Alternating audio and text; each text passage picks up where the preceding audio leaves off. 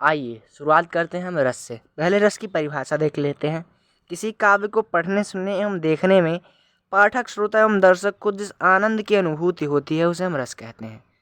किसी काव्य को पढ़ने, सुनने एवं देखने में पाठक, श्रोता एवं दर्शक यानी पढ़ने वाला, सुनने वाला या देखने वाला को जिस आनंद की अनुभूति होती है उसे हम रस कहते हैं। रस का शाब्दिक अर्थ आनंद होता है। रस को काव्य की आत्मा भी कहा जाता है। यहाँ पे एक इम्पॉर्टेंट पॉइंट और है गाइज, इसको आप नोट कर लीजिए। आचार्य भरत मुनि की रस रचना उनके नाट्य शास्त्र में सम्मिलित है। अर्थात ये जो रस है, जो रस हमारे सिलेबस में जो हम पढ़ रहे हैं, इसके खोजकर्ता आचार्य भरत मुनि हैं। इन्होंने एक बनाया था, इनकी रचना थी नाट्य शास्त्र, उसमें रस का उल्लेख पाया जाता है। ठीक है। और एक इम्पॉर्टेंट पॉइंट और है गाइज यहाँ पे कि आचार्य मम्मट एवं आचार्य विश्वनाथ के अनुसार रसों की संख्या कितनी है। ये क्वेश्चन आ सकता है एमसीक्यू बेस्ड, 1 नंबर आपको इसमें मिल सकते हैं, तो इसलिए मैंने इसको लिखना जरूरी समझा। आचार्य मम्मट एवं आचार्य विश्वनाथ के अनुसार रसों की संख्या 9 है। रसों की संख्या कितनी है? 9 है। अब एक इम्पॉर्टेंट पॉइंट और है, शांत रस इस रस की खोज के बाद आया, यानी शांत रस आचार्य भरत मुनि द्वारा नहीं किया गया था, जो कि शांत रस भी रस का एक भेद है, परंतु ये आचार्य भरत मुनि ने इसको अपने नाट्य शास्त्र में सम्मिलित नहीं किया। बाद में अभिनव चंद्रगुप्त जी ने शांत रस का अभिप्राय किया, साथ ही इन्होंने शांत रस की विशेषताएं भी बताई। अब देखते हैं हम रस के भेद। रस के मुख्यतः 4 भेद हैं। कितने भेद हैं? 4 भेद हैं। पहला भेद है स्थायी भाव, विभाव, अनुभाव, संचारी भाव। अब पहले स्थायी भाव को देखते हैं।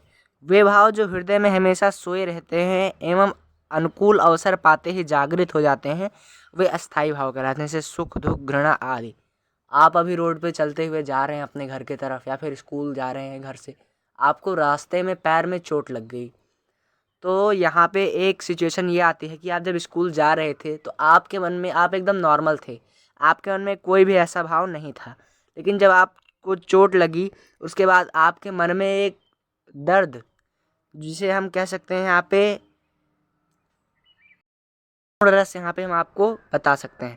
आपको चोट लगी, आपको दर्द हुआ, तो एक भाव था जो आपके अंदर सोया हुआ था, और अनुकूल अवसर ये था आपका कि आपके पैर में चोट लग गई और वो जागृत हो गया और आपको दुख हुआ उस जगह पे।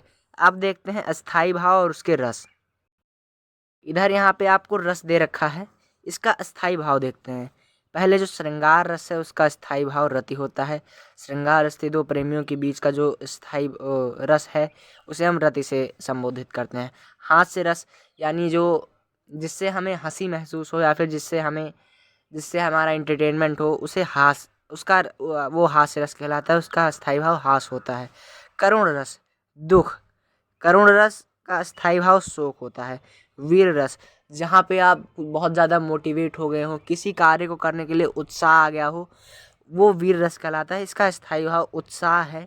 रौद्र रस, रौद्र का अर्थ है यहाँ पे क्रोध, आपको गुस्सा आया या फिर आपको किसी के ऊपर बहुत ज़्यादा आप इरिटेट हो गए, तो रौद्र रस वहाँ पे होता है, उसका स्थायी भाव क्रोध होता है।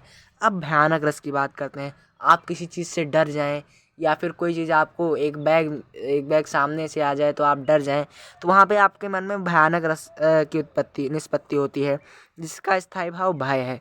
फिर विभत्स रस, विभत्स रस जैसे गंदगी से हमें घृणा होती है, विभत्स रस वहाँ उन परिस्थितियों में उत्पन्न होता है, जिसका स्थायी भाव जुगुप्सा है, जिसे हम घृणा भी कहते हैं। अब अद्भुत रस, अद्भुत रस जैसे हम किसी सोच में पड़े हों, किसी बहुत डीपली किसी चीज़ को हम अध्ययन कर रहे हो, तो वहाँ पे अद्भुत रस वहाँ पे हमें मिलता है, वहाँ पे हमें अद्भुत रस हमारे मन में निष्पत्ति होती है अद्भुत रस की, तो वहाँ पे हमारा स्थायी भाव विस्मय हो जाएगा। साथ ही शांत रस, आप एकदम शांत हैं, दुनिया से आपको कोई मतलब नहीं है, आप ध्यान कर रहे हैं अगर, तो आपके मन में शांत रस की निष्पत्ति होगी, जिसका स्थायी भाव निर्वेद माना जाता है। साथ ही वत्सल रस, वत्सल रस एक पुत्र और माता के बीच का प्रेम है, जहाँ पे यदि पुत्र और माता के बीच में जो प्रेम है उसको वत्सल रस से संबोधित किया जाता है, इसका स्थायी भाव वात्सल्य है। अब भक्ति रस की बात करते हैं। भक्ति रस लास्ट रस है रस में से।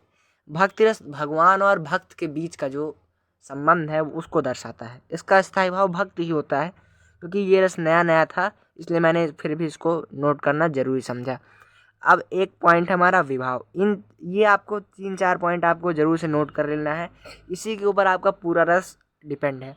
पहले समझते हैं विभाव क्या है। जिन कारणों के वजह से हृदय में स्थायी भाव जागृत हो जाते हैं। मान लीजिए आप जंगल में गए, आपको वहाँ पे एक शेर दिखा, ठीक है, तो आप मान लीजिए डर गए उसकी वजह से, तो वहाँ पे विभाव क्या था, शेर। तो जिन कारणों की वजह से, शेर की वजह से आपको डर लगा, तो वहाँ पे सोए हुए स्थायी भाव जागृत हो जाते हैं, तो वो विभाव हो गया। विभाव हमने पढ़ा। विभाव के अगले 2 भेद हैं। पहला है आलंबन। विभाव खुद में 2 भागों में बटा है। पहला है आलंबन, जिस वस्तु या व्यक्ति के कारण से स्थायी भाव जागृत होते हैं, जैसा कि मैंने यहाँ पे भी आपको बताया था, जंगल में गया और आपको शेर दिख गया, तो यहाँ पे आलंबन हो गया। उसके बाद बात करते हैं उद्दीपन की। जो वस्तु या व्यक्ति स्थायी भाव को उत्तेजित करे, जैसे आप जंगल में गए, आपको शेर दिखा, तो वहाँ पे आलंबन हुआ, आलंबन की स्थिति उत्पन्न हुई, ठीक है, शेर वहाँ पे आलंबन हुआ। उद्दीपन क्या हो गया, वहाँ पे उद्दीपन ये हो गया कि आपने शेर को देखा, शेर आपकी तरफ दौड़ा और गरजा खूब तेज से, तो आपके मन में वो जो डर था वो और बढ़ा, तो वहाँ पे वो जो डर था, शेर का गरजना था, वो उद्दीपन हो गया। यहाँ पे नोट करने वाली बात एक और है कि जिस प्राणी के मन में स्वयं स्थायी भाव जागृत होता है उसे आश्रय कहते हैं। अर्थात आप जंगल में गए तो आप आश्रय हुए, शेर वहाँ पे आलंबन हुआ, शेर का गरजना वहाँ पे उद्दीपन हुआ, ठीक है। आगे देखते हैं। हमने स्थायी भाव विभाव पढ़ लिया, अब अनुभाव पढ़ते हैं। हमने स्थायी भाव पीछे था वो पढ़ा, विभाव पढ़ा, अब पढ़ते हैं हम अनुभाव के बारे में। अनुभाव क्या होता है, स्थायी भाव के जागृत होने के उपरांत आश्रय के बाह्य चेष्टाओं का अनुभव। जैसे शेर आपको दिखा, शेर ने गरजा, तो वहाँ पे शेर का गरजना उद्दीपन हो गया, आपके रोंवे खड़े हो गए, आपके मुंह से चीख निकल गई, तो आपका अनुभाव हो गया। यहाँ पे उदाहरण में मैंने लिखा भी है, चिल्लाना, रोना, हंसना आदि। अब बात करते हैं चौथा जो है संचारी भाव। संचारी भाव क्या होता है, संचारी भाव का अर्थ है वे विचार जो आश्रय के मन में अस्थिर रूप से बुलबुले की भांति बनते मिटते रहते हैं। जैसे शेर को आपने देखा, शेर आपकी तरफ दौड़ा, गरजा, तो आपके रोंवे तो खड़े हुए, आप चिल्लाए, लेकिन आपके मन में कुछ विचार उत्पन्न हो रहे हैं, मिट रहे हैं कि अभी ये शेर मुझे दौड़ाएगा, क्या पता ये मुझे मार ना दे, क्या पता मैं इससे बच के निकल जाऊं, मैं भागूं तो किधर भागूं, वो आपका संचारी भाव हो गया। यहाँ पे 3 इम्पॉर्टेंट पॉइंट्स और हैं, हम उनको पहले समझ लेते हैं। काव्य रसों की संख्या 9 है। काव्य में रसों की संख्या 9 है। ये तीनों अंतर आपको पता होने चाहिए, क्योंकि क्वेश्चन ऐसे ऐसे फंसा देते हैं ना कि उनको करना मुश्किल हो जाता है। एक ही क्वेश्चन को आपको 2-3 तरह से दे देंगे, आप उसमें कन्फ्यूज हो जाएंगे कि अगर ये वाला सही है तो दूसरा गलत हो जाएगा। तो पहले समझते हैं। काव्य रसों की संख्या 9 है, नोट कर लीजिएगा। कुल रसों की संख्या 11 है। काव्य के रसों की संख्या 9 है, कुल रसों की संख्या 11 है। भरत मुनि के अनुसार रसों की संख्या 9 है, यानी जो भरत मुनि के अनुसार रसों की संख्या थी वो 9 थी, और वही काव्य रसों की संख्या है। लेकिन कुल रस 11 हैं, बाद में 3 रस और बढ़ाए गए। जैसे अभी मैंने आपको बताया था कि शांत रस का खोज अभिनव चंद्रगुप्त ने किया था, तो ऐसे ऐसे 2 रस और बढ़े। रस हमारा जो ये टॉपिक था ये हो रहा है समाप्त। अगर आपको इसके आगे जो हमने यहाँ पे जितने भी रस लिखे हैं, अगर आपको इनकी डिफिनेशन और उदाहरण चाहिए, यानी अगर आपको इन रसों को डिटेल में पढ़ना है, तो आप इस वीडियो के डिस्क्रिप्शन में आपको एक वीडियो की लिंक मिलती है जिसको हम पार्ट 2 नाम से लिखे हैं, आप उसको देख लीजिए। उसमें ये जितने भी रस मिल रहे हैं आपको, इस सारे रसों का वर्णन अच्छे से किया गया है, और मैंने ही उसमें इन सभी रसों को अच्छे से डिफ़ाइन किया है। वो वीडियो इस वीडियो के डिस्क्रिप्शन बॉक्स में आपको मिल जाएगी, आप जाके वहाँ से देख सकते हैं। अगर आपको इतनी ही जानकारी अच्छी लगी तो आप वीडियो को लाइक करने और चैनल को ज़रूर से सब्सक्राइब कर लेना। और अगर आपको इन रसों को पढ़ना है तो डिस्क्रिप्शन में आपको पार्ट 2 ज़रूर मिल जाएगा, आप जाके वहाँ से चेकआउट कर सकते हैं। Thank you. वंदे मातरम।